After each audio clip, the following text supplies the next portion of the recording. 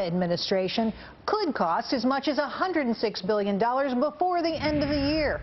The biggest culprits, the EPA and the Energy Department. Here to explain, Sam Batkins, Director of Regulation Policy for the American Action Forum.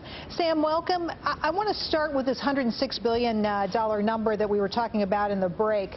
This is a lot of money. So $106 billion, these are rules that are still being written that were supposed to go into place sometime this year. This isn't laws already on the books. This is what's coming. Tell us about that. Correct. For example, there are already 25 economically significant regulations at the White House now. That is, regulations with an economic impact of $100 million or more. Some of those are rules under the Affordable Care Act, the menu labeling rules, rules for vending machines, labeling requirements. So there's a lot at the White House now, and there's also a lot of rules that are past their statutory deadline, that are past the deadline that the administration set for them, that have been waiting around for several months. We don't know why. You can assume that it might be because of the election, because the pace that we're on right now is significantly lower than other re-election years, for example, 2008, 2004, and 2000. Well, you say that more than 80% of the rules have been under review for 90-plus days. Why does it take so long? I mean, look, I don't even want to see these rules come into place, but at the end of the day, they should have some efficiency about enacting them and writing them down. Sure. Well, the biggest issue is transparency, and you mentioned the 90-day threshold. Under the executive orders, 90 days is supposed to be the maximum, and you have roughly 80% of the rules that have been there longer than 90 days. So this is really unprecedented, and part of the issue, as I mentioned, is transparency. The White House is, under law, supposed to release 2 unified agendas of regulations each year, and the last one they issued was for last fall, and even that one was late, and we don't have one for 2012 at all. So we have no clue really beyond what is at the White House, what's scheduled for 2013 and 2014. Members of the House Oversight Committee.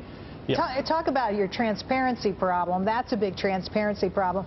But we were just showing our viewers over your shoulder there a list of the regs that are coming, and some of them include this EPA boiler rules, which are going to put a significant burden on people who own factories and buildings everywhere. And this is something that people have been really worried about. What's the potential cost of something like that?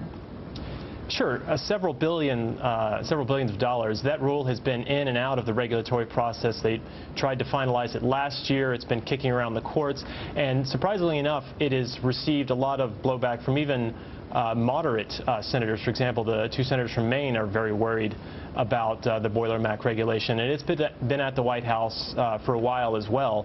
And it's just a matter of time. They're not going to hold on to these rules forever, so it's likely they're going to be released this winter or sometime in the spring.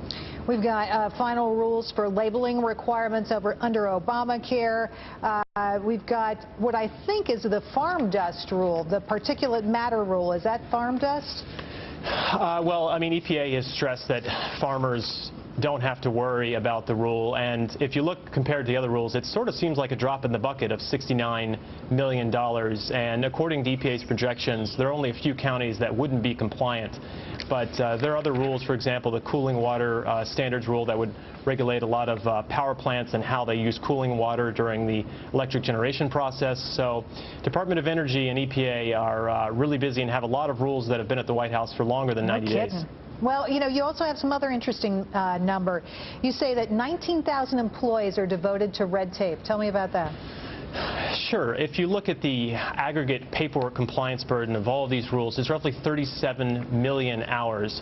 And that 37 million hours, take a productive work year of roughly 2,000 hours, divide that by 37 million, you get roughly 19,000 full-time equivalent employees.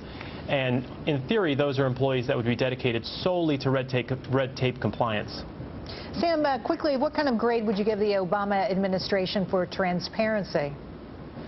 Well, the Regulatory Flexibility Act says he's supposed to publish 2 unified agendas, and the White House hasn't published any, and they've given no reason why they haven't published any. So we're still clueless as to why they're not obeying the Regulatory Flexibility Act.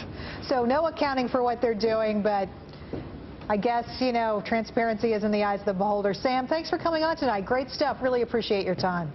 Thanks for having me. We'll be right back. In Focus is sponsored by Scottrade.